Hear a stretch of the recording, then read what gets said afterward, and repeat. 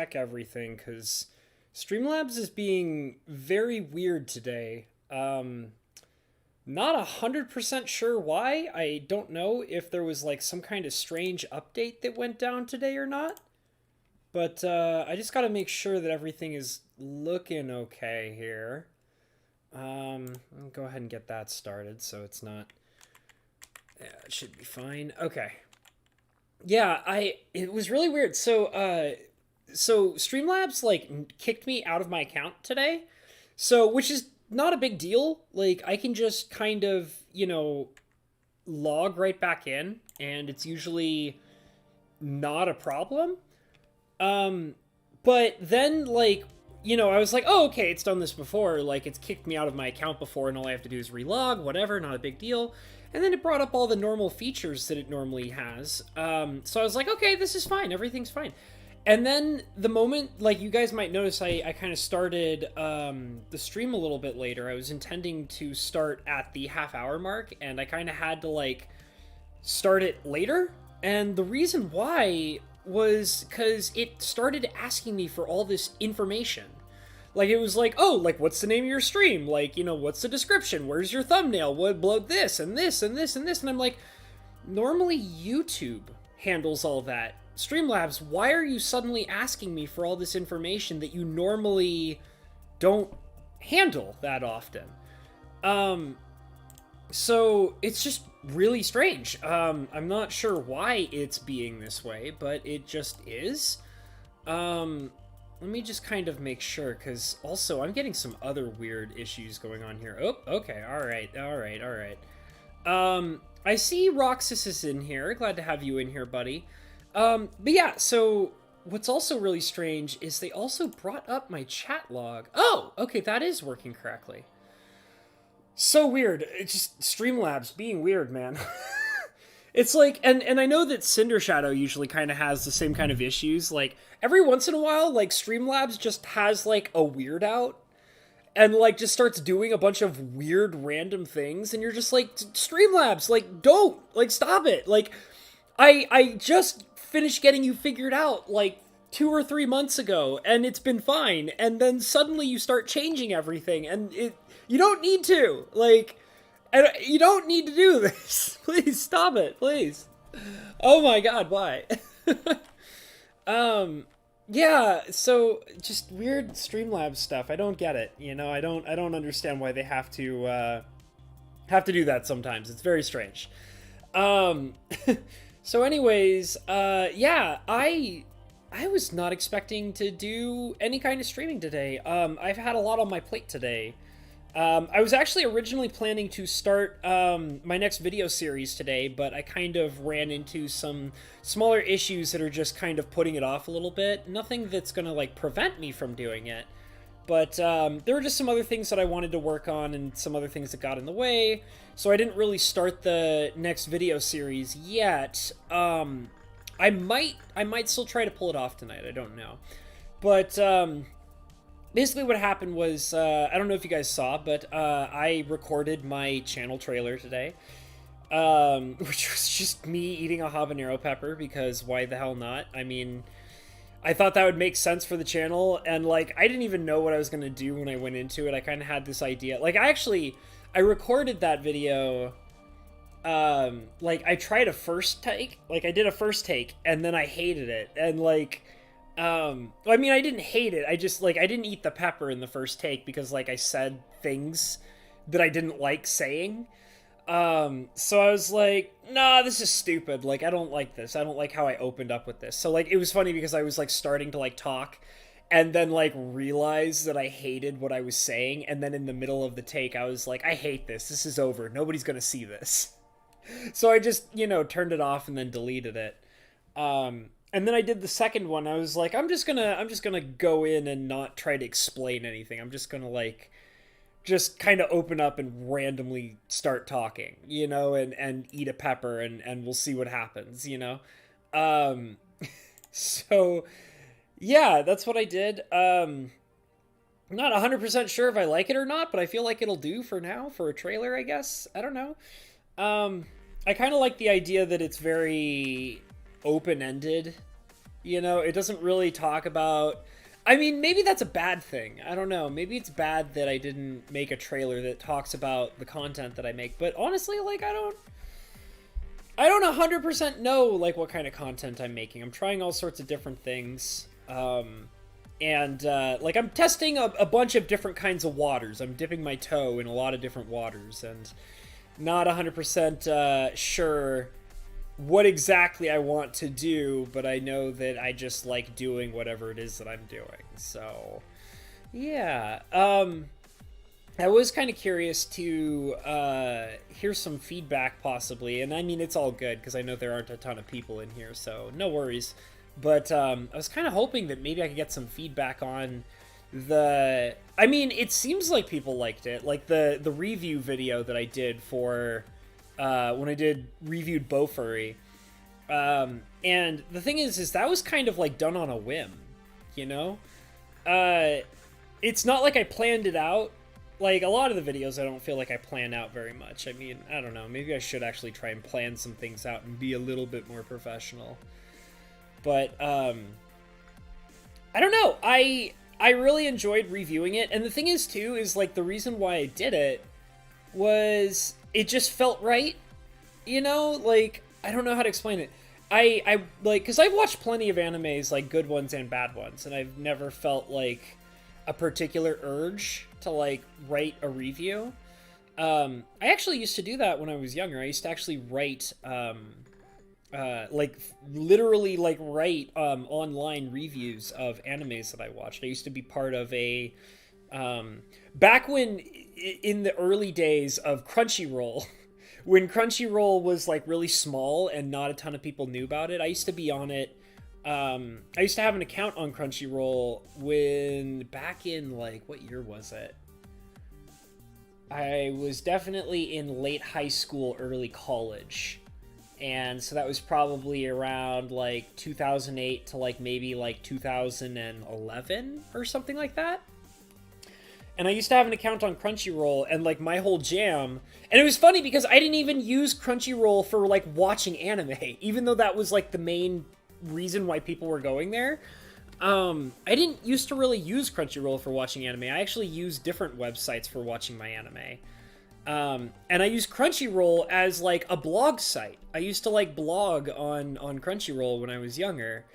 And my whole thing was I used to write anime reviews on Crunchyroll. And I also used to write, like, fanfics. Like, anime fanfictions, and, like, my own kind... I used to be part of, like, a group that was, like, writing their own, like, scripts for anime and stuff like that. Which was kind of fun for a while. I really actually enjoyed doing that.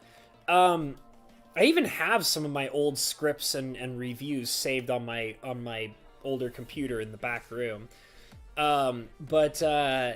Yeah, I used to write reviews on animes when I was younger, and then I kind of fell out of it, just because, like, I don't know, I just got tired of it, you know?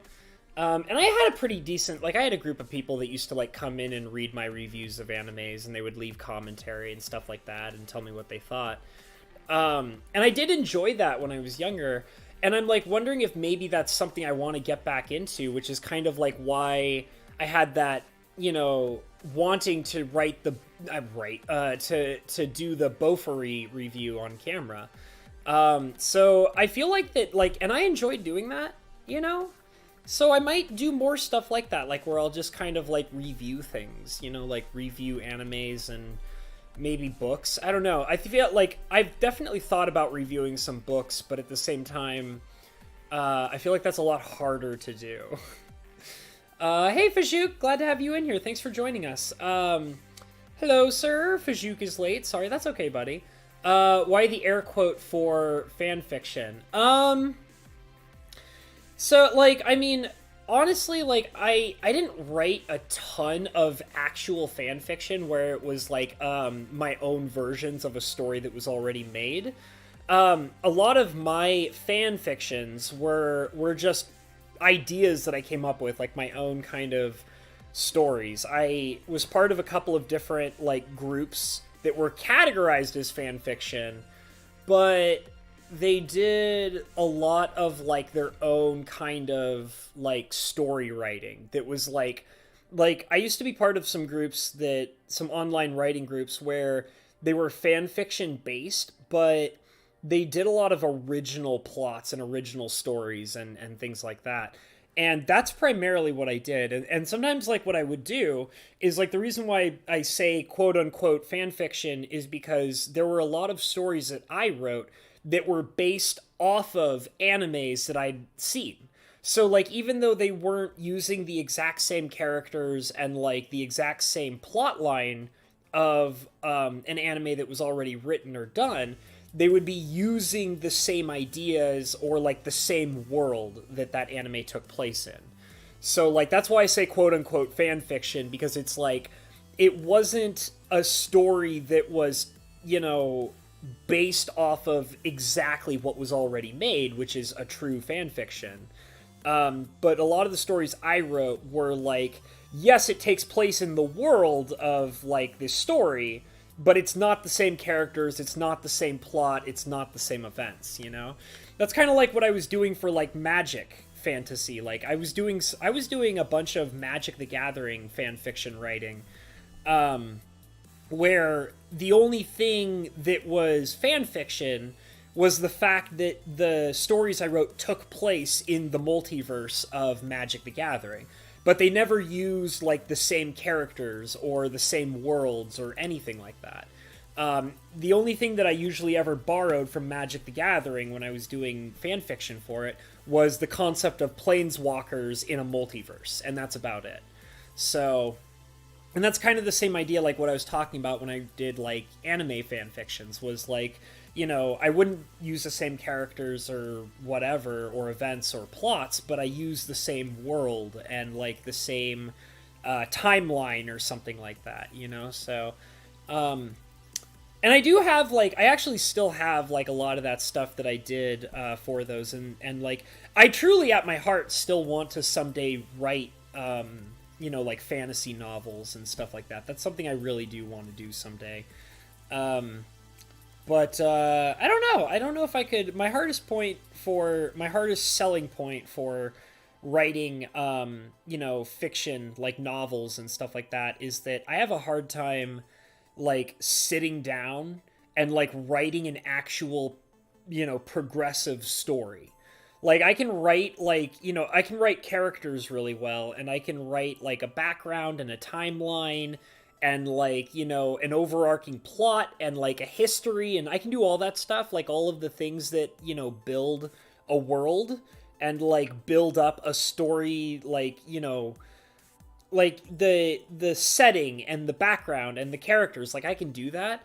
But my hardest part of like writing a story was actually telling a progressive story, you know, where it's like, oh, like, you know, moving from point A to point B, you know, getting into like the meat of the story, like meeting the villain, and like it's very weird because like it's kind of like the difference between reading the Silmarillion and reading the Lord of the Rings, you know?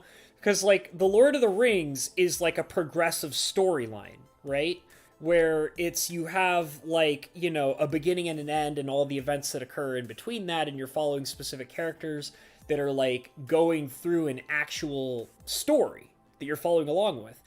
But the Silmarillion is like reading a history book, you know? It's like reading the history of the fantasy world and, you know, the occurrence of different kinds of events, but not necessarily the story that explains those events, you know? And like, you know, talking about like the, you know, the language and of the different races and you know, the different kinds of towns and maps and, you know, the historical characters and stuff like that. Like that's like the Silmarillion. It's like a history book. But like that's what I can do. Like I can write something that's in the same terms of like the Silmarillion, in a sense of where like I can tell you, like I can present to you a world and then tell you all the events and like things that occur in that world, but I'm not very good at telling an actual progressive story where you have like the events unfold for a specific set of characters progressing through an overall plot line and getting to a major point by the end of the story. And that was always a major problem for me as a writer, especially like definitely when I was young, and I kind of didn't pursue it as I got older, even though I probably should have.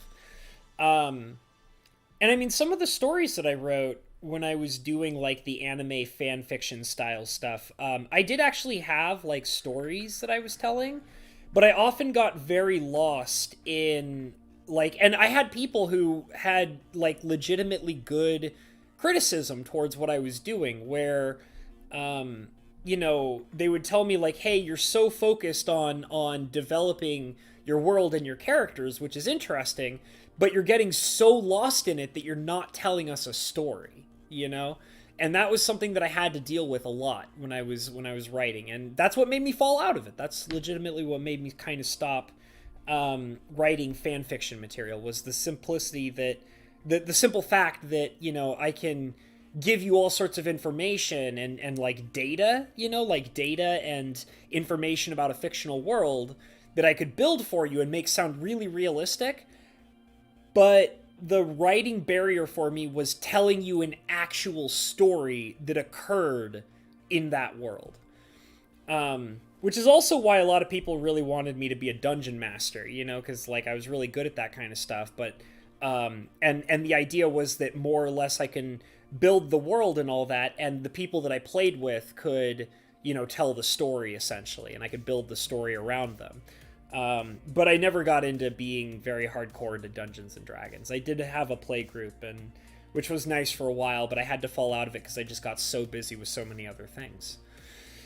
Fajuk says, was talking to my mom about the world of the Green Mile, how there has to be other people who can do what that character's magic can do in that world. It's been so long since I've seen the Green Mile. I'll have to give it a rewatch at some point, because like I've now had multiple people say like, oh, do you know about the Green Mile? And it's like, well, yeah, I watched it like years and years ago. But it's been such a long time that I apparently need to give it a rewatch, because apparently it's becoming a popular thing again, I guess. Hey, Scorpageist, glad to have you in here. Scorpageist says, keep in mind Tolkien was a professor of Anglo-Saxon and was basically writing a modern epic saga. Pretty much. Like, that's what makes the Silmarillion so interesting to me, is because it's all the world building he did. And, like, I also got the impression that that's not even, like, everything that he did for world building. You know what I mean? Like, I got the impression that there's also a lot of stuff that's, like, missing from the Silmarillion that he used to, like, help him develop the fantasy world that he built, which is kind of really intriguing to me. I really love that kind of stuff. Obviously, I have coffee here. But yeah, to kind of get back to what I was talking about a little bit until I got distracted, I really do kind of want to do more review style stuff. I want to, like, that was really fun, like doing the Beaufory review, which was totally unexpected. Like, I kind of just did it on a whim. I really want to do more of that. Like, that was really fun for me. And I mean, it seemed like it got relatively the same amount of attention as anything else I do, really. Which is fine, you know?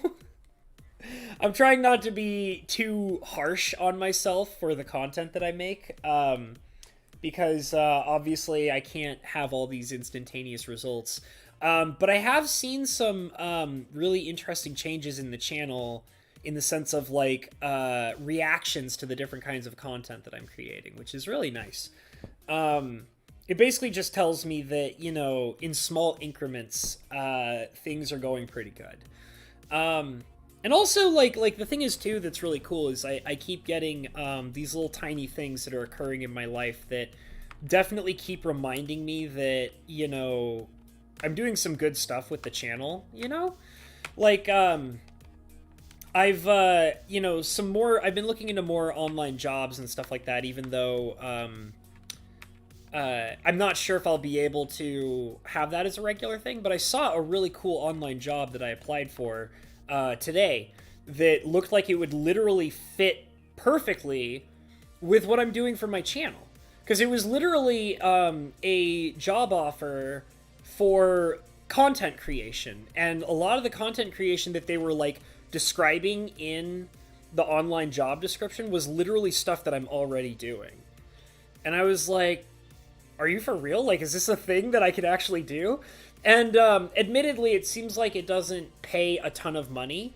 But if it was genuinely something that I know that I can do, because I'm literally doing the same kind of thing for my channel already, and they literally, like it says in the description, like seeking content creators and stuff like that, I was like, and it sounded genuine. Like, it legitimately, like, I read through it, I kind of, like, reviewed it a couple times to get an idea, like, to make sure it wasn't sketchy.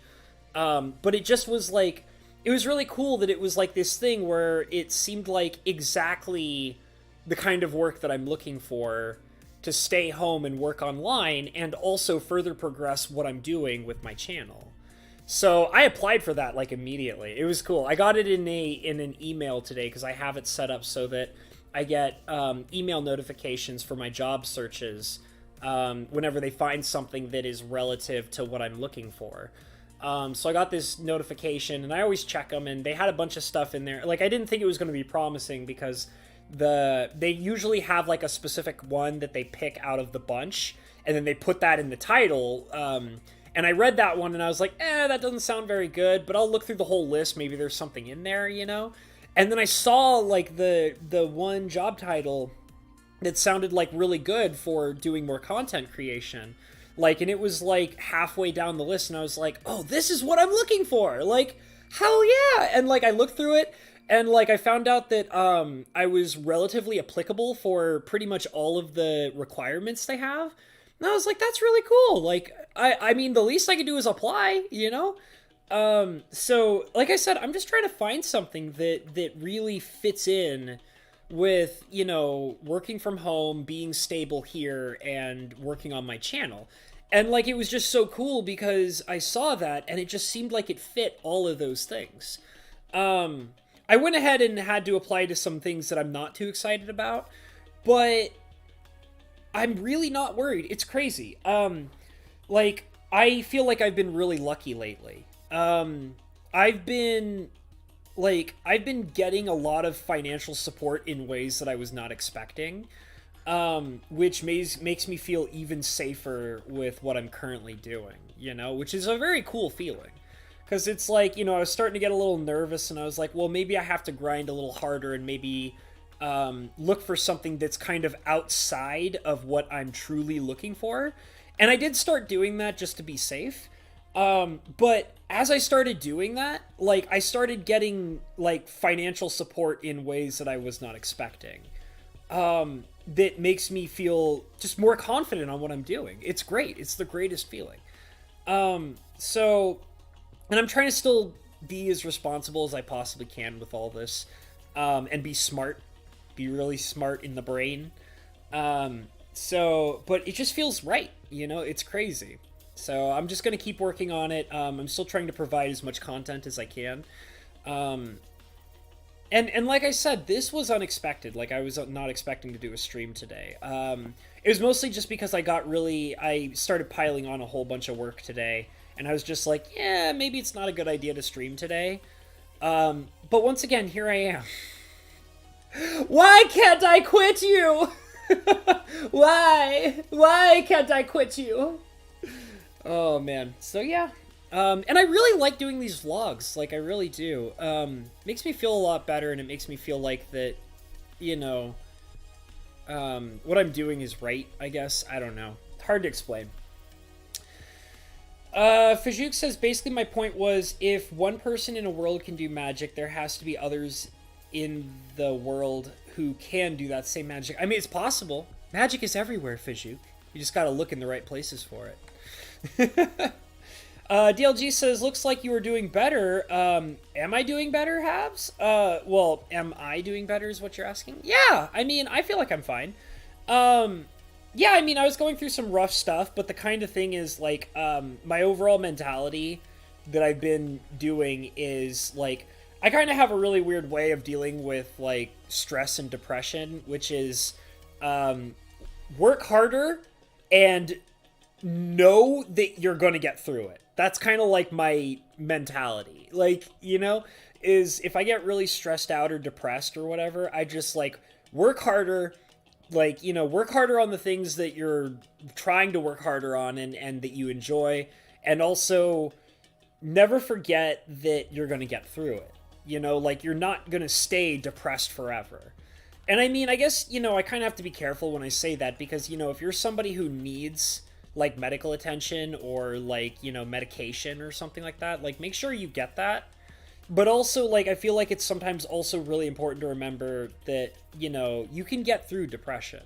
Like, and I mean, if that's as simple as getting the medical attention you need or taking that medication, just always, you know, don't forget that that's going to get you through it, and therefore it's not a permanent state, you know?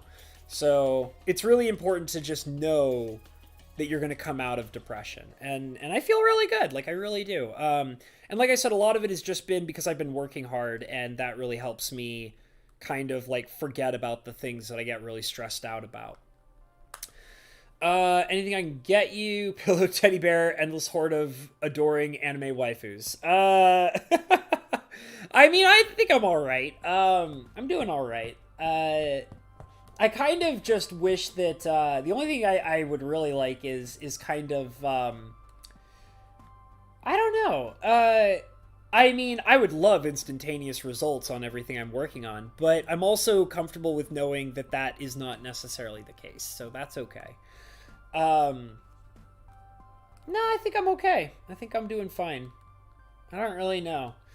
I mean, it's like, it's one of those things where it's like, you know, as long as I can keep working hard and see some kind of result of some sort, like, I feel fine. And that's, you know, that's a good feeling to me anyways. Scorpageist is talking to Fajouk and saying that depends. To me, the Green Mile and John Coffey seem to lean heavily on him being an incarnation of a divine being. It's been so long. I need to rewatch that movie. I do definitely kind of remember some of the stuff about it, but it's been such a long damn time since I've seen that movie.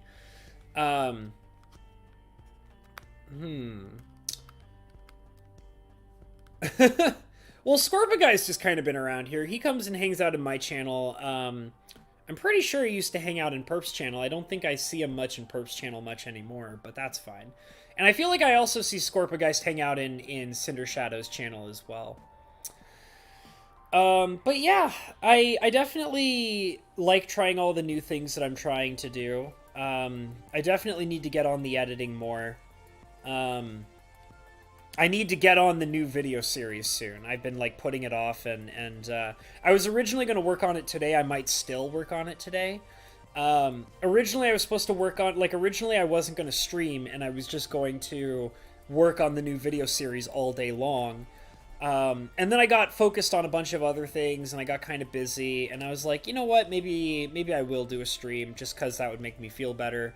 And then, you know, I think I might try to work on the video series tonight, and see where that gets me. And I do need to kind of, hey James P, glad to have you in here, buddy, and it's all good if you're lurking, no worries, homie. But, yeah, I really need to get working on the new video series, because it's going to change a bunch of things on, you know, not only on my channel, but it's also going to change things on the Patreon, which is a big deal. I really need to get on that. And, the thing is because this is something I've been wanting to do, is, I've been wanting to kind of slowly turn Patreon into a secondary, like, platform. I mean, I guess maybe this is a third platform, because Discord's kind of like a secondary platform. But, the thing is that, I mean, I'll be honest, guys, I really want to kind of, like, release kinds of content on Patreon that I can't release on YouTube. Because Patreon, like, I've been doing some research on it, and Patreon kind of allows content that is otherwise explicit by terms of YouTube. So, like, for example, the major thing is that I really want to play Honey Pop, and that's probably, like, gonna be the next major video series I do. And I will be releasing Honey Pop as a video series on YouTube. However, I'm going to have to heavily censor it, because that's just the game that it is. But what is really cool about that is that that's forcing me, well, not necessarily forcing me, it's more of a choice, but it is allowing me to create a content that I can release 100% using Patreon. And I'm actually really excited about that. I like the idea that people can fully enjoy the game and the content in all of its uncensored capabilities through Patreon. And I think that would be really cool. So, Patreon members, look forward to that. And I mean, who knows? Maybe it'll even bring some more Patreon members over just to see the uncensored content. I don't know. But yeah, I'm pretty excited about really working on that and making that a thing. However, the only thing that I have to do is actually start creating the content, which I haven't done yet. And I don't want to put it off forever. I don't want to be making these promises about something that's just never going to happen. So clearly I need to set aside some time to really, really get started on that and really work hard on it and then release it. But I do plan to make sure to get it done, or at least get it started, before my current series of the survey is over. Because by the time that the survey videos are all released, I want to make sure that I have another video series started and being released in the process. So it's definitely got a lot more, busy, But it's a good kind of busy also, because I feel like that I don't necessarily need to be forcing myself to be streaming every day. And I know that you guys, a lot of you guys are big fans of the streams, and I know you guys like to participate in that. But I do need to make sure that, especially with the direction that I'm headed with all this, I do need to make sure that I'm not forcing myself to constantly stream all the time. Because I think that that's going to, making actual videos and making different kinds of content that is more, that can be absorbed by, different varieties of people, due to the length of the content. I think that's going to really help the channel overall. And it's going to grow in that fashion, and I just have to stay focused on it, So I hope you guys don't mind the fact that I'm, trying to kind of diversify everything and I just really want to see more growth, and I can't, stagnate on it, if you know what I'm saying. I mean, and it's not that I'm feeling like I'm desperate or anything like that. It's just that I want, because I'm spending so much time working on this and I want this to be something, I want to see more progression, And, like I said, it's fine that it's not instantaneous. I don't need that. But I do want to see some kind of growth, Especially, because of how wild the numbers are for videos versus streams. And then also the very wacky fluctuation on... I've been getting some wacky fluctuation on my subscribers, which is fine. I actually know some of the reasons of why it's happening. I have a couple of subscribers that keep unsubscribing and resubscribing over and over again. And I mean, okay, it's fine. It just makes me feel a little funkalicious when I'm seeing that all the time, and it's I'm never sure if it's somebody who's genuinely not wanting to be involved with my content anymore, or if it's just some kind of weird uncontrollable issue with however their YouTube account works or something. So it's what's been happening a lot lately that has been driving me insane. And I'm not angry. I'm not. It's just, it's driving me insane in the sense of I have no way of properly understanding it or keeping up with it, is going from 139 subscribers to 141 subscribers, and then going from 141 subscribers to 139 subscribers. And it's what? Why? Why do you keep doing this? But it's fine. And I mean, it's so funny to me too, because it's when you get into those higher numbers, the thousands of subscribers and stuff like that, people stop caring about, having each individual subscriber, But when you're tiny like I am, like itty bitty like I am, every single one itty bitty subscriber, like every single one singular person that decides to be a part of my channel matters. It clearly matters, you know? So I don't have the capability to like not care about every individual subscriber I get. So when I see those weird fluctuations, you know, it like gets to me, and I'm like, and I just have to like sit down and be like, it's okay. I already know that there are a couple of people that keep accidentally subscribing and resubscribing. That, like, it's fine. That's just how it goes. It's okay. It's not a big deal. So I just have to sometimes like step aside and remind myself that like that's just how it goes. That's just how it goes. But it does get to me sometimes. It definitely does get to me because I'm like, why? Why do you do this? Why do you cause me so much confusion? It's all good. Let's see here. DLG says I'm doing all right. Have to remember to finish filling out my lease renewal for my apartment and send it in so I don't stress myself out on that. Well, there you go, buddy. Scorpio Guy says my schedule is such it is hard for me to be around a whole lot just whenever I get the chance, and well, I'm a lurker. That's all good, Scorpio Guys. I figured. I mean, you've been around for a while. You've been involved with my channel for quite some time, and I know you kind of come in and out when it's convenient for you, so don't worry about it. And Stanplay's here. Hi, Stanplay. How you doing, girlfriend? Glad to see you in here. Let's see here. Sometimes people bump that button by accident. Yeah, exactly, James B. And that's why, like, I have to, like, remind myself to not, like, get so bent out of shape about it. It just feels weird sometimes when, like, I see that and I'm like, oh, come on, guys, come on, please. Please love me.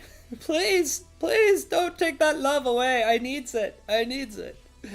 Oh man. Yeah, but I do know that that's like the case because there have been like I actually know like the two people because they've actually contacted me and been like, hey, like I'm sorry, sometimes like it just gets unsubscribed and I don't really have the control over it, and like the moment that I notice that it's unsubscribed I resubscribe and I'm like, okay, I get it, it's all good. Like, so I can't take it too personally, but it just feels like such a struggle sometimes because it's like, oh, come on, like, you know, when you hit that, like, when every time you meet, like, that 10-point mark, when, you know, like, oh, I went from 130 to 140, you know, and you feel so amazing. And then, like, and then it goes back into 130, and you're just like, oh, come on. I was just there, and it felt so amazing. Why you take it away? Why? It's all good. Let's see, and sometimes it's people's kids subscribing, so the parents remove it, and then the process repeats. Yeah, Stay and Play, I'm pretty sure that that's the case with one particular person. And it's all good, it's fine. DLG says, please don't take this the wrong way, Hobbs. Love your streams because it makes me feel normal and gives me someone I can hang out with without having to feel self-conscious about talking or being quiet. My potential behavioral condition makes me paranoid about what I do sometimes. That's all good, dude. Like, it's fine. I mean, like, I don't want to give up streaming, but I also need to be aware that, like, that's not the, like, only kind of content I should be doing. You know, like, I should be doing, like, a variety of different things, and I should be trying to, like, tap into, you know, different kinds of audiences and things like that. So, like, I definitely don't want to stop streaming because I actually really enjoy it because, I mean, like, here I am, like I said, like, this is, you know, an unexpected stream. I was not planning on doing this originally.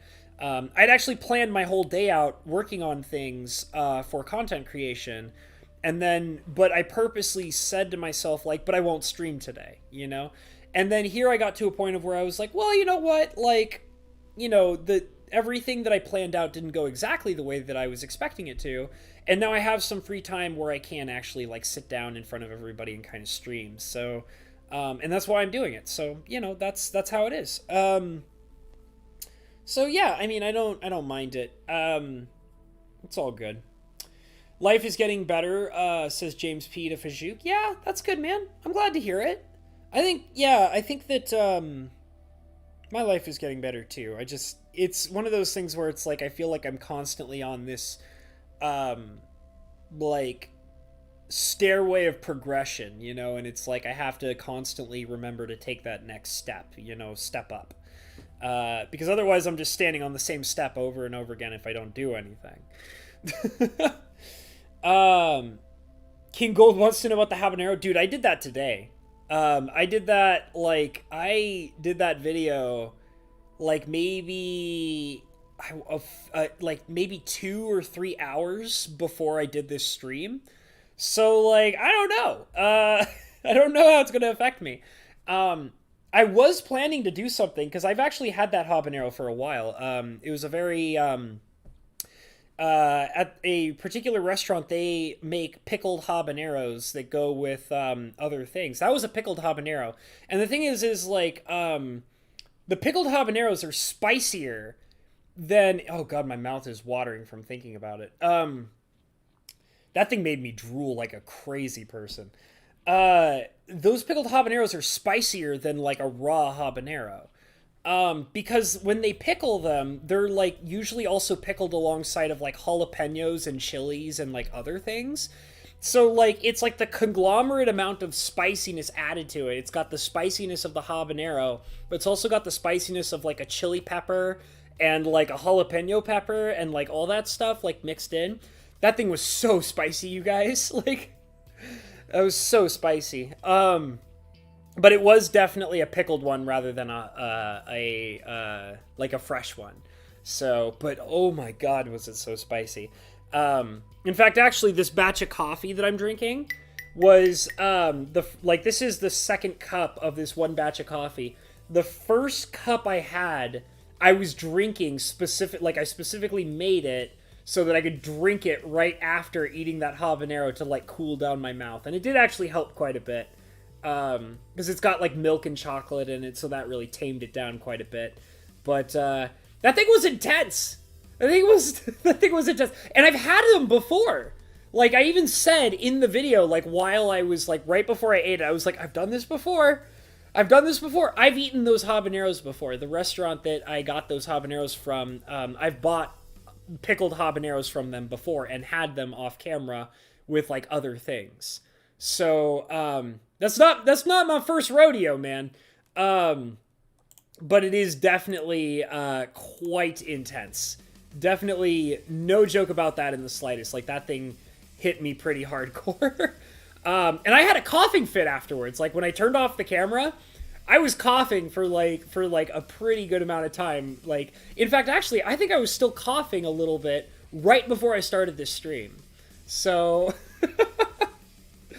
but it was good. I definitely enjoyed it. And I thought that would be a funny way to do a trailer. I mean, I don't know. Maybe at some point I'll do a like different trailer or something. I don't know. Cause like I didn't really know what I was doing. I just thought it would be funny to kind of like bring people in with me eating something crazy, stupid, spicy, you know? And I mean, if I'm called Mr. Habanero and my icon is a habanero pepper, then clearly I'm not living up to my legacy if I'm not actually seen eating a habanero pepper on camera. So who knows? Maybe I'll find a way to one-up it at some point. I don't know, Fajouk. I don't know if it did. I mean, I want to say that I got like up to like 141 like a few days or so like after like our interview. But I'm not 100% sure, so I don't really know. But it's all good. Don't worry about it. It's all good.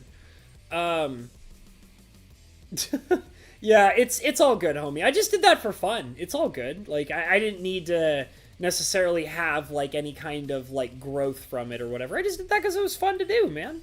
It's fun chatting with you. Scorba Guys says, I did watch your act of cannibalism and it looked pretty brutal. Yeah, man. I actually was debating whether or not I should, like, eat that. Like, my original thought process was to, like, eat the habanero pepper and then eat something else really weird right after it. Like, for example, I went out shopping today for some food for the next, like, few days or so. And, because it's almost Easter. I decided to pick up a box of, and I do this once a year. I only do it once a year because, they're so bad. Like, they're so bad. And it's like you get to have like you get to enjoy it once a year and then don't do it anymore after that. So whenever they come out for like Easter time, I always buy like a package of them. I bought a package of what are they called? Cadbury cream eggs.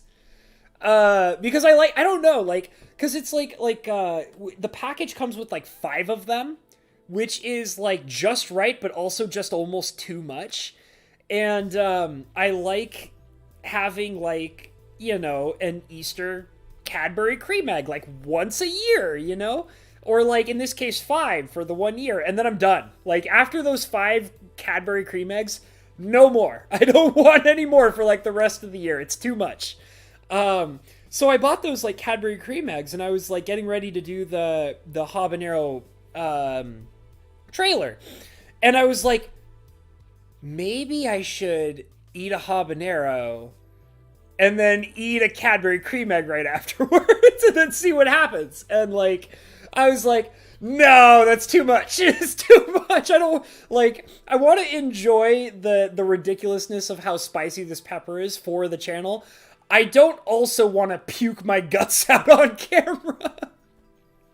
I don't want to like puke everywhere. That's not the goal of this.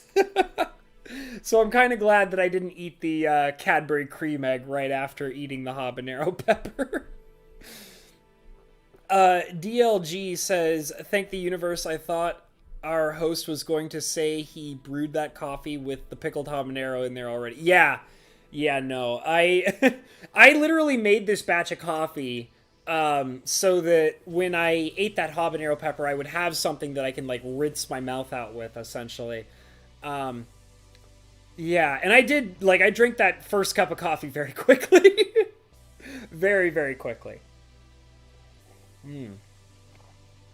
But yeah, so like I said, I definitely want to do more review stuff. There's also some other things I want to try out other than just like review videos and stuff like that. But I also want to change like the overall appearance of my channel more too. Like I said, like the first kind of step in that was making the trailer. And then what I also want to do is I kind of hate my channel banner. You know, I don't know if you guys have seen my channel banner, which was kind of the, which has kind of been like a staple on my channel for quite some time. But like now, like I kind of hate it, and I kind of want to change it to something like more sleek and like simplistic, I guess. And I have like an idea of what I think I might do is I might take the habanero background that I have for my what's it called, the waiting screen that I use at the beginning of my streams, and I think I might take that and then like clip a portion of it out to be banner sized, and then just kind of paste that on my channel and then use that as my new banner. I mean, I thought maybe I could do something else with it other than that, but I thought that would be kind of cool because that background that I found, it's really sleek. Like, I really like the overall appearance, and I like it because it's primarily black, so like it's dark and it's not like vibrant and in your face. As a person who uses dark mode on YouTube all the time, I like channels that kind of have that more dark and like sleek kind of banner and background and things like that. So that's something else I really want to change on my channels to make it more just easier on the eyes. That's what it's all about. My eyes are very sensitive to light and color. So like I kind of like the idea of having a banner that is more suited and accustomed to like a dark mode appearance of YouTube. So but yeah, I don't know if I want to review other things or not. I'm like really heavily thinking about it because like, for example, like I'm watching another anime right now, but I don't know if I want to write a review, I don't know if I want to like make a video review on it. It's this like really weird anime that like I watched due to, it was kind of like this anime that's kind of been like a joke in the anime community, I think. And I wanted to watch it because I was attracted to the overall premise of it. I thought it was very funny. And I've been watching it, and it has, like, some really, like, weird themes to it that I wasn't expecting it to have. So, oh god, I'll go ahead and talk about it. Like, I don't know if I want to, like, do a review on it, so I'll go ahead and talk about this weird anime I'm watching right now. Let me see. So, I don't know the English name of it, because I haven't been able to find it in English, so I've been watching it subbed. It's called... Okay, so it's called... I'm probably going to pronounce this totally incorrectly. It's Tsujo Kogeki ga Zentai Kogeki de Nikai Kogeki no Okasan wa Suki Desuka. Okay, so because I don't know the actual overall, like, English title of it, the basic idea of what that is it's an anime about, it's an isekai anime, which means, like, it's like, you know, it takes place in a fantasy world, kinda, sorta. Like, it's a video game thing again, like a fantasy video game world or whatever. But the premise of it is it's a story about a guy who's bonding with his mother in this, like, fantasy world. And the whole premise of it, like, the whole attraction to the anime is that it's a MILF isekai. It's a fantasy world isekai MILF story. And it's got a lot of MILFs. It's got a lot of MILFs in it. But that's the joke. That's why, like, it was so funny to me. And, like, there were a lot of people talking about it for a while, and I thought, okay, like, yeah, sure. Like, I like myself a good MILF every once in a while, sure, you know? So I'm watching this MILF isekai, and at first it's, like, it's almost obnoxiously wholesome when you first get into it. But then they start putting some, like, interesting spins on a lot of the stereotypes that are presented in the storyline. So, like, for example, one of the things that really stood out to me that was really surprising is it has this tsundere character. It has, like, the classic, like, you know, I'm not saying I like you, but I actually like you kind of character. And, like, normally, like, I don't like those kinds of girl characters because they're normally really violent. And I'm not into violent women. So that's why I'm not a big fan of, like, tsundere characters, is because they're so violent. But what's really interesting about this anime is that the tsundere character, like, there are times where she's about to be violent, and then, like, they call it out in the anime. Like, it's like they're breaking the fourth wall. And especially it comes from the main character a lot, where he's like, I've prepared my body to be destroyed by this obviously tsundere character who's about to beat the ever-loving shit out of me. And, like, the process of him calling it out makes her not do it. And I was like, she actually has self-control because the main character has pointed out that she's probably gonna beat the crap out of him? I like this. Like, you know? It's like she's being self-aware because the main character has to point out that he understands what kind of situation he's in. And I love that. And so, like, what's crazy is that, like, I actually really like the tsundere character because she's not violent. Like, she's not actually a violent character.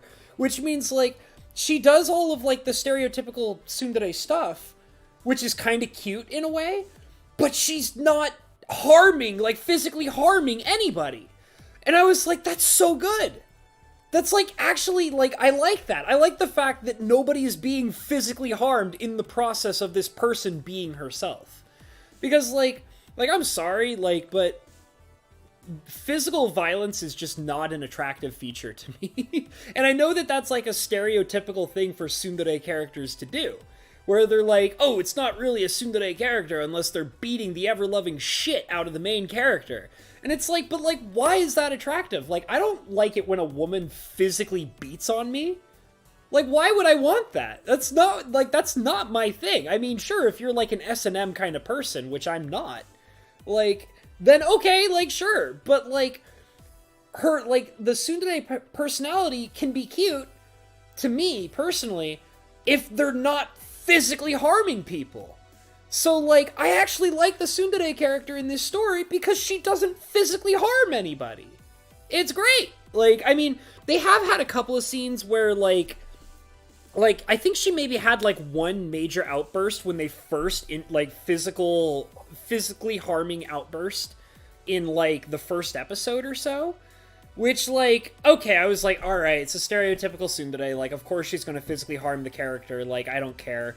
Like, she's immediately, like, not a waifu to me because she physically harms the main character.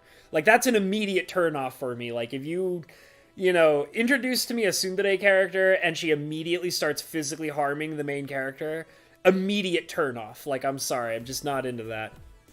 But they made her so cute, and they actually made her, like, an interesting character, and because the main character calls her out on it, and also the other characters in the story call her out on it, too. Because they call her out on her, like, outbursts and things like that, she never actually physically harms anybody, which is great. Like, I actually really like that. So, like, she has kind of become, like, my favorite girl character in the story so far, despite not being an actual MILF. And then, like, they have the main, like, MILF character, who's, like, the mother of the main character. She's probably, like, my least favorite. She's my least favorite. Like, because everything she does is so in-your-face obvious all the time. And, like, it's, like, to a point of where she's annoying sometimes. Like, I actually do, like, and I mean, the main character himself is also kind of annoying, but, it's, like, all, like, both the main character and his mother character are both annoying in their own special, unique ways. But, like, the thing that really drives me nuts about the main MILF character is that she's so, like, innocent and, like, cutesy acting that it comes off as, like, fake all the time. She just feels so fake to me. Like, I just can't believe in, like, anything she does at all.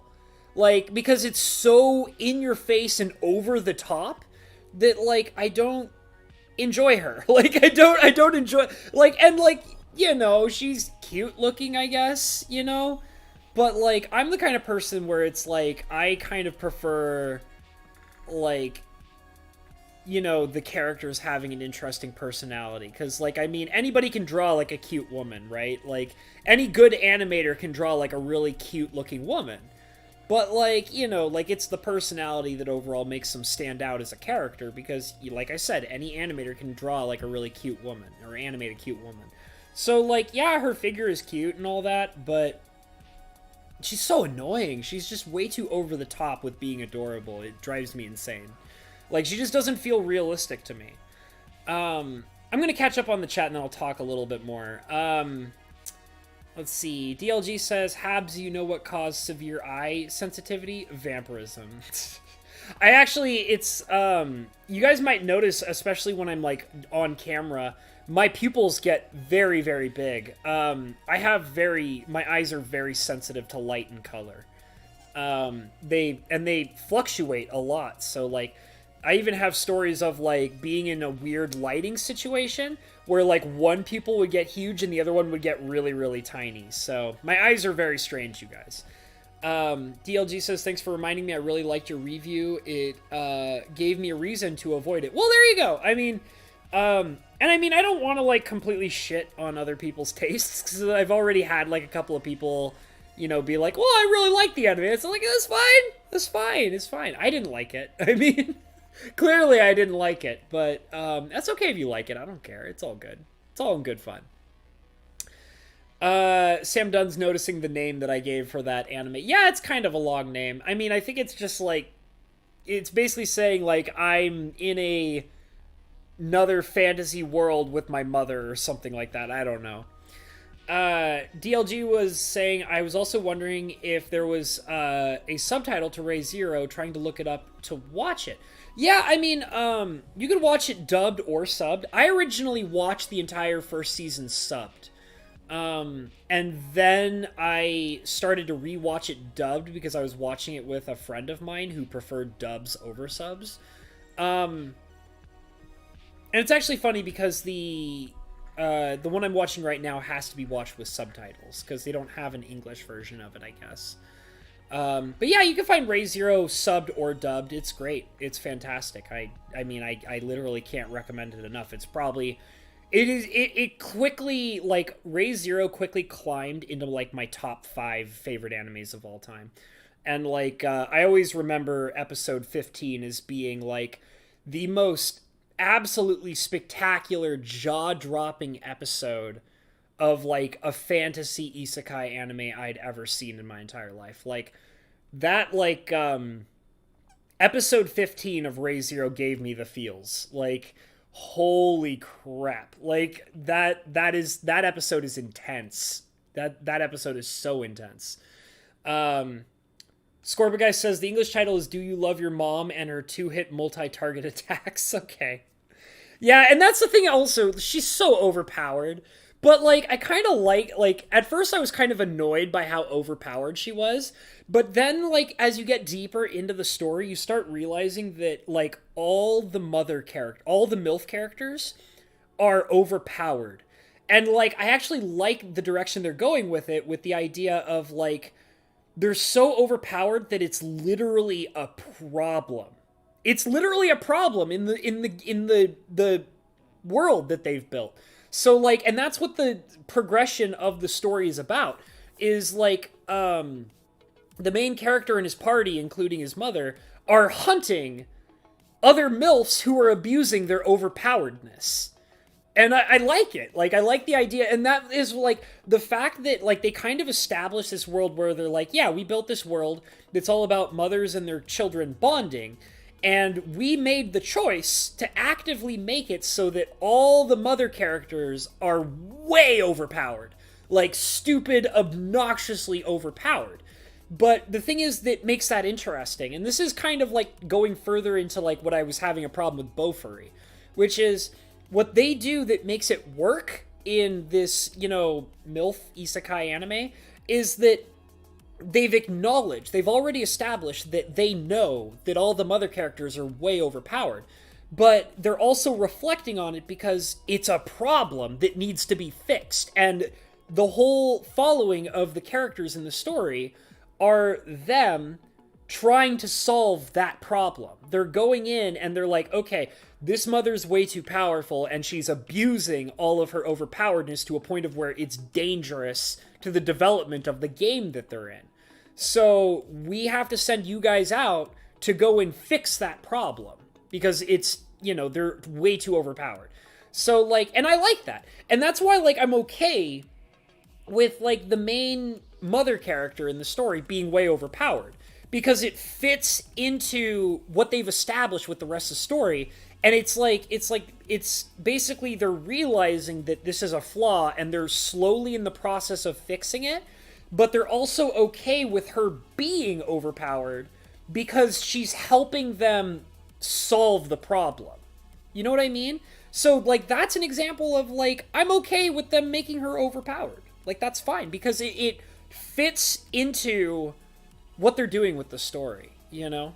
I like it. I really do. But another thing, too, that's really crazy, I'll catch up a little bit more and then I will talk a bit more about it. I mean, maybe I should write a review on it. I don't know. Or I should say, you know, do a video review or something.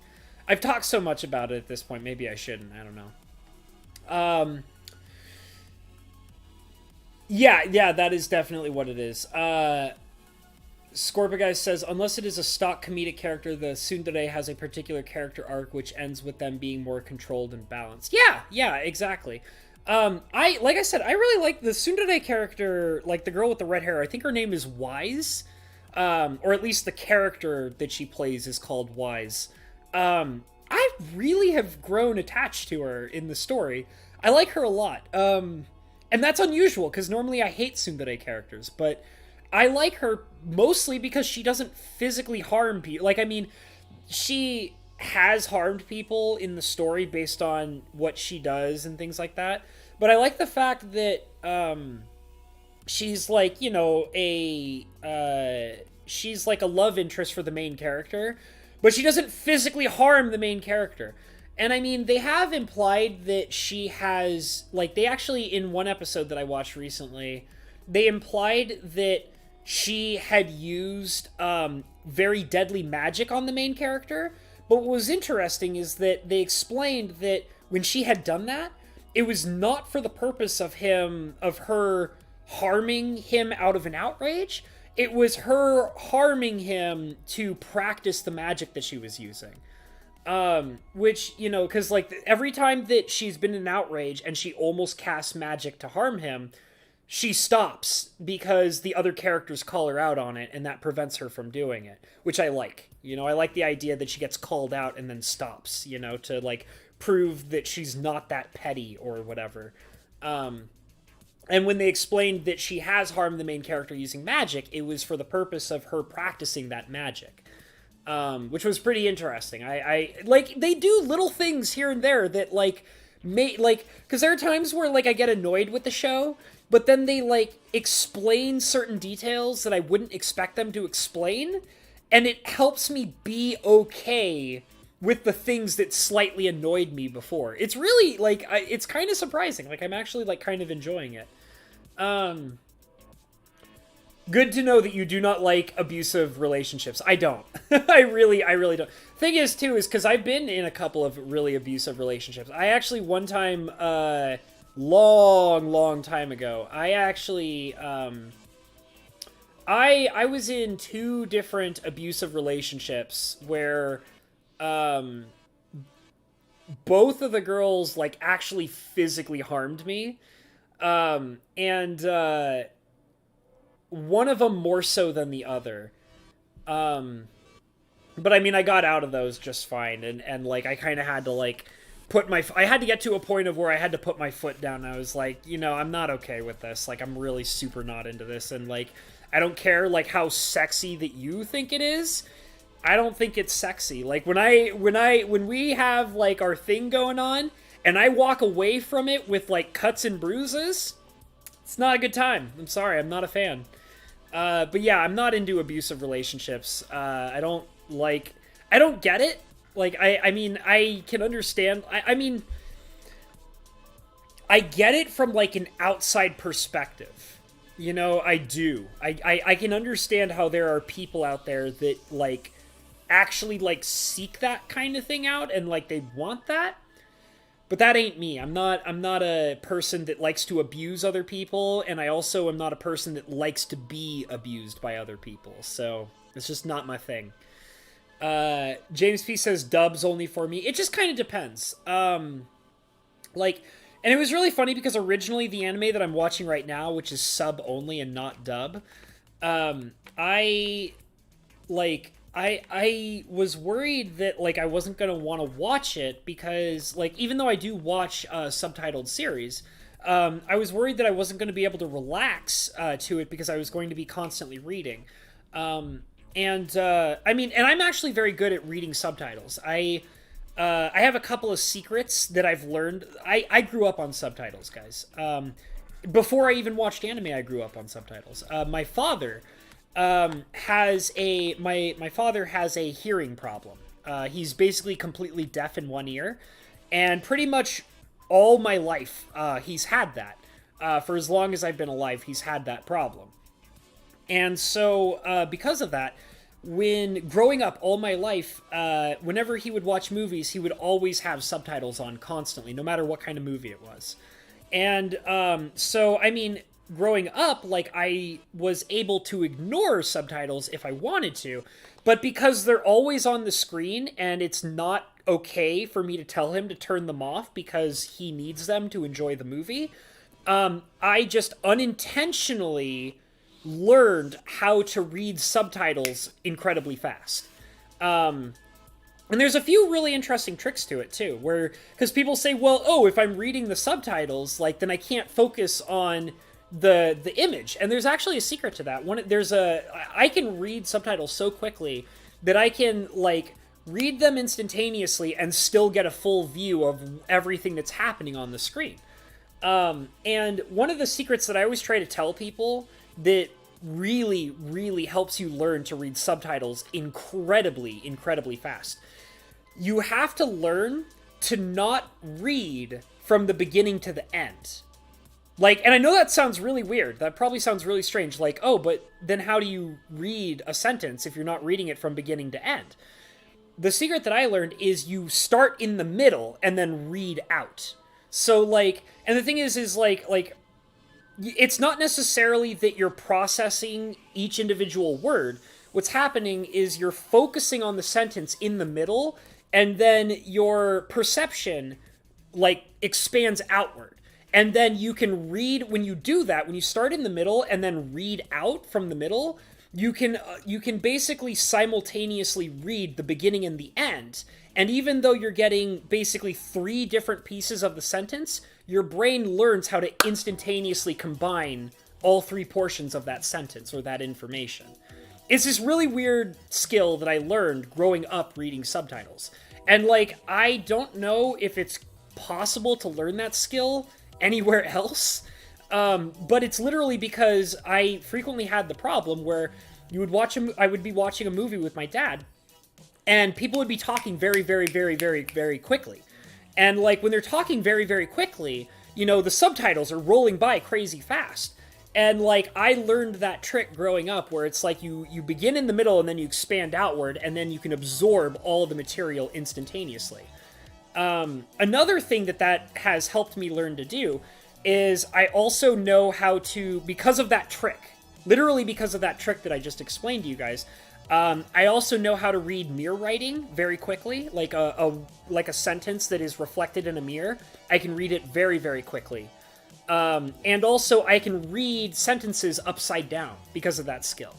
So, like, my brain is very good at processing words very quickly in weird ways, because I legitimately attribute it to my father, like, forcing me to watch movies with subtitles on all the time. So, like, if somebody, like, has, like, if you've ever seen sometimes, like, memes where they try to tell you to, like, flip the picture upside down so that you can read an upside down sentence, I never have to do that. I can instantaneously read any word that is flipped upside down, or instantaneously read any word that is reflected in a mirror. And like I said, it's because I've learned that trick, because I can... I also have a really good vocabulary. I can begin from the middle and then read outwards and then absorb all the words and then combine it into a single concept. And that's how my brain functions with that stuff. So, like, I mean, that's the trick. If you guys want to learn how to read subtitles very quickly, I highly recommend try getting, like, and the secret is, too, is because, like, the main thing is that I learned that skill before I started watching anime. So, like, it might be a lot harder to learn that when you're watching a foreign language. So, like, learning that skill was me watching English movies with my father that had subtitles. And because I was able to learn that skill, because, like, I wouldn't miss anything while listening, but, like, I was able to, like, learn that skill to read very quickly and then adapt it into watching, like, foreign films or foreign TV shows or foreign animes, that was how I was able to, you know, like, the ability to be able to read outward and absorb it all and then take all the information in and not miss what's happening on the screen. So that's just kind of, like, I mean, you know, like I said, if you want to kind of have a skill like that, it really helps to kind of watch English movies and English television shows with subtitles, if that's your thing, you know? And then as you learn that skill, you adapt it into watching, like, foreign stuff. See, DLG says, I'm sorry, I meant subtitles as in Ray Zero's subtitle of the series here. Okay. Not sure what you mean by that. It does, but it makes perfect sense, says Scorpigeist. Stayinplay says, oh my god, finally stupid Juan and his stupid water ice Pokemon. Okay.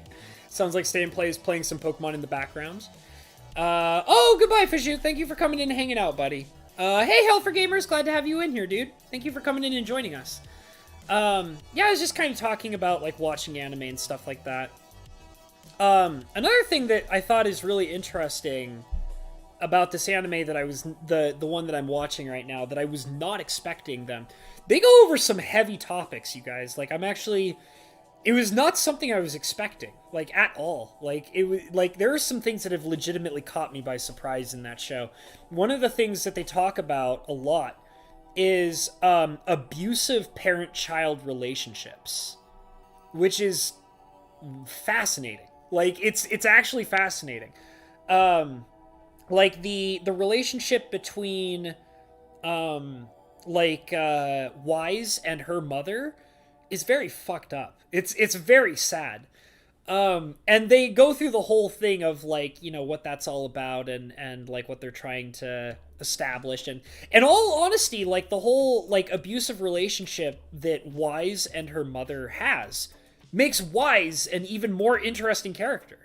Because you end up finding out that, like as you get to, like, understand the relationship between her and her mother, it kind of gives you, like, a deeper reflection on why Wise is the way that she is. Like, why she's kind of this tsundere character and why she does what she does. It's fascinating. And it's also kind of sad. Like, it's really sad, actually. But it kind of provided this depth that I was genuinely not expecting the show to have, like, at all. The other thing, too, there was a thing, though, is that they just, I just got through the arc of the girl that they introduced who's, like, the healer character, and her abusive relationship with her mother, and I was really annoyed by it because they kind of cheated the storyline. So they built up, like, a whole story of, like, what was going on between the healer character and, like, her abusive relationship with her mother. And then they, like, and I don't want to, like, spoil it in case I do, like, a review or whatever.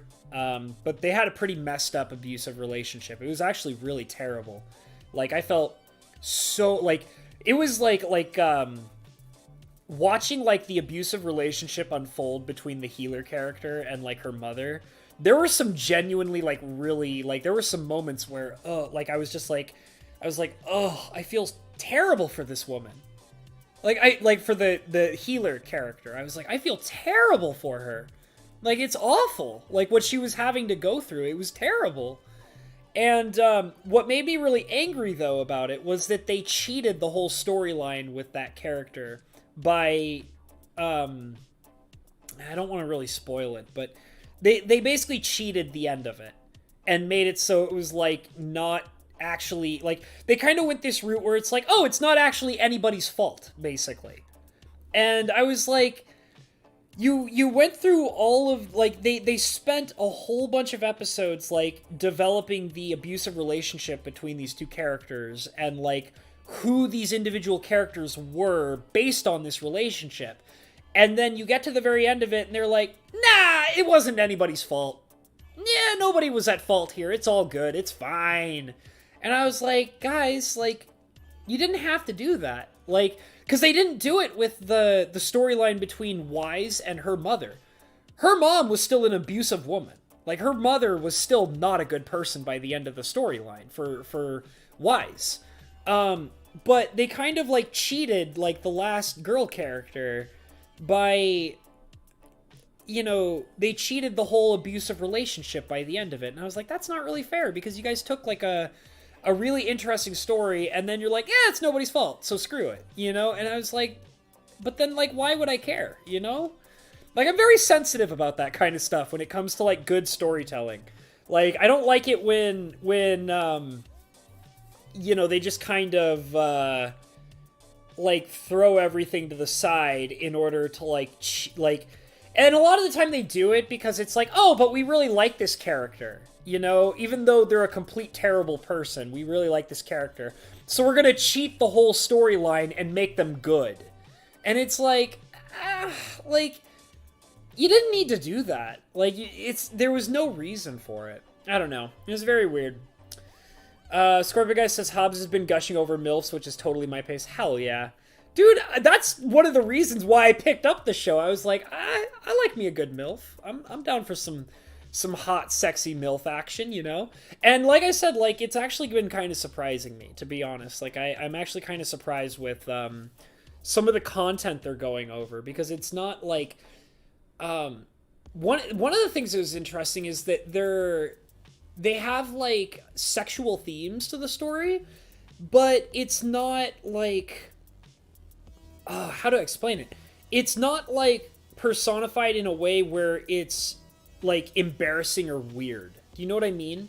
Like, you know how, like, you have that stereotypical, like, story where it's like, oh, like, this teenager is, like, embarrassed, and, like, these other teenagers are embarrassed because they get into, like, an ecchi situation or something like that.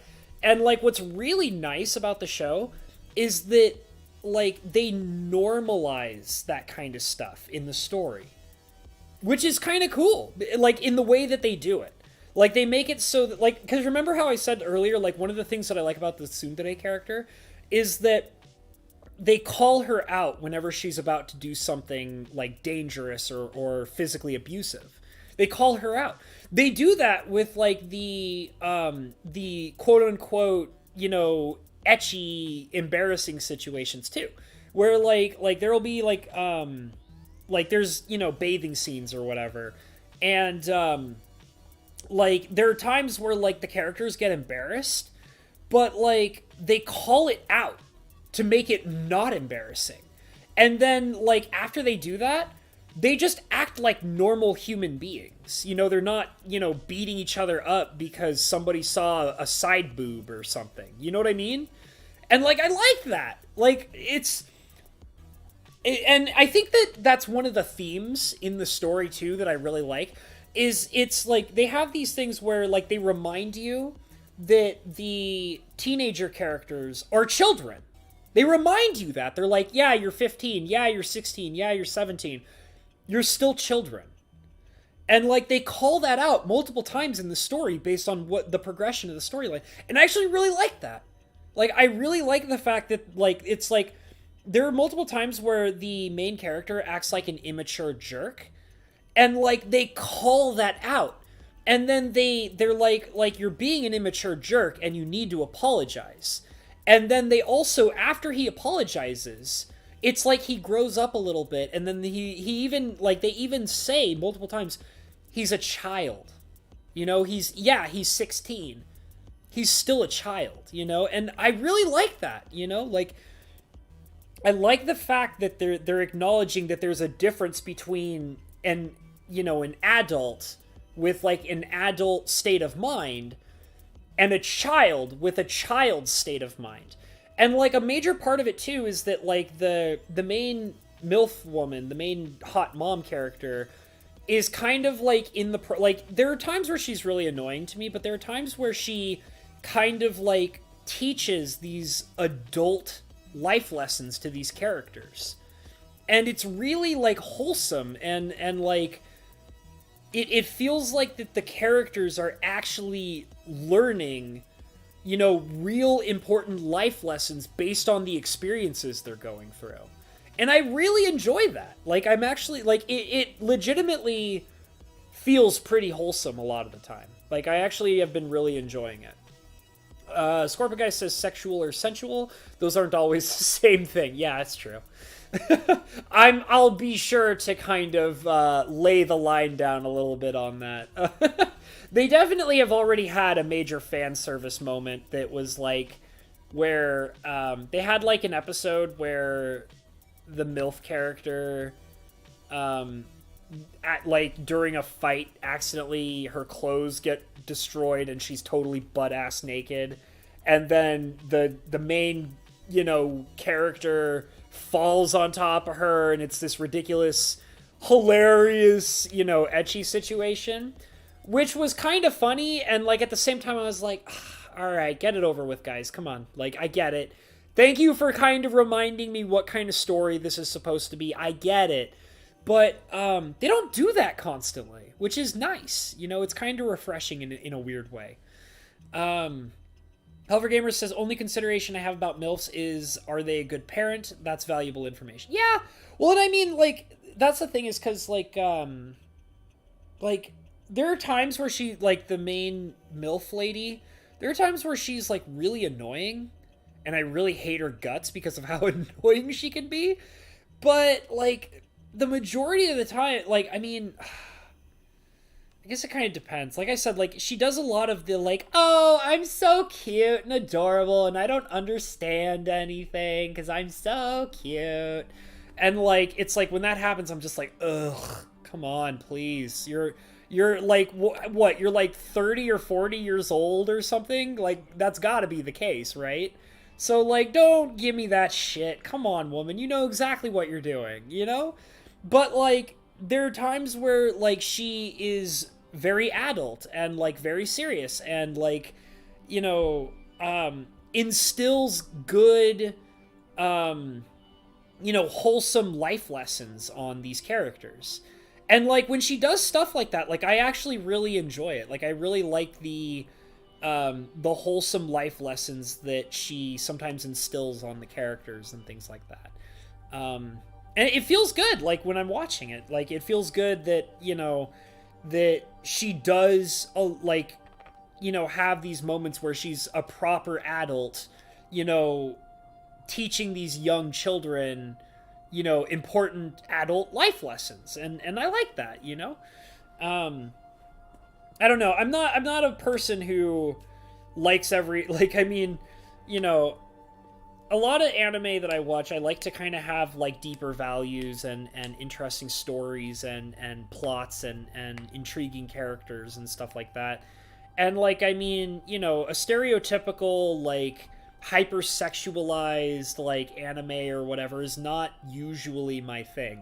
Because it gets boring, you know? It's like, my classic saying, and I mean, I don't know how inappropriate this is, but I always say, like, if I wanted to, like, watch specifically adult content, I would go out of my way to go and watch specifically adult content. You know what I mean?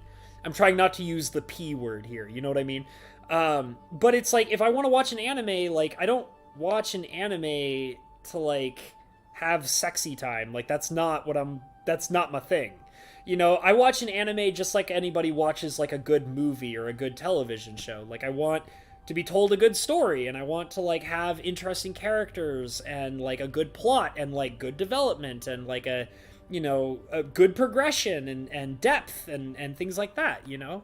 Because, like, that's why I'm watching that stuff. Like, that's, you know, it's just like any other kind of, like, you know, media I would consume, you know?